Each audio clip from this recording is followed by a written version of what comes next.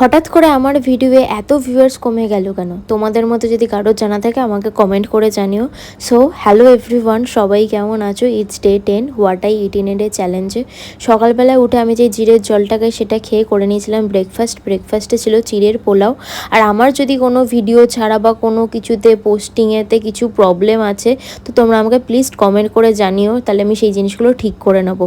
তারপরে খেয়েছিলাম বেদানা তরমুজের জুস। তারপরে দুপুরে একেবারে লাঞ্চ করে নিয়েছিলাম। লাঞ্চে ছিল পাঁপড় ভাজা, শাক ভাজা, সর্ষে ঢ্যাঁড়স, স্যালাড আর ভাত। তারপর লাঞ্চ করে একটু ঘুমিয়ে নিয়েছিলাম। মনটা একটু খারাপই ছিল যে এত ভিউয়ার্স হঠাৎ করে কমে গেছে।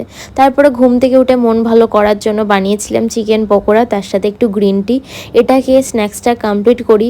বসে বসে এটাই ভাবছিলাম যে কি আমার প্রবলেমটা কোথায় হচ্ছে, আমি কিছু এডিটে প্রবলেম হচ্ছে নাকি ভিডিও পোস্ট করাতে। তারপরে একটা ইনস্টার জন্য ভিডিও বানাচ্ছিলাম। তারপরে রাতে ডিনারটা সেরেছিলাম চিকেন পোলাও দিয়ে। তো চলো টাটা।